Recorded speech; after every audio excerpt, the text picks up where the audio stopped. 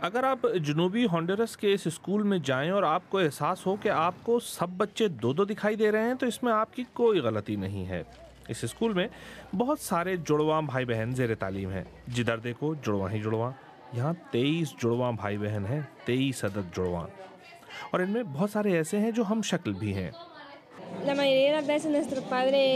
بیشتر اوقات ہمارے والد بھی ہم میں فرق نہیں کر پاتے ہیں، انہیں معلوم ہی نہیں ہوتا کہ غلطی کس نے کی ہے اور کس کو ڈانٹنا ہے۔ کسی کو نہیں معلوم کہ اس علاقے میں اتنے جڑواں بچے کیوں ہیں، لیکن مقامی افراد اسے ایک رحمت قرار دیتے ہیں، حالانکہ ہر کوئی اس موقف سے اتفاق نہیں کرتا۔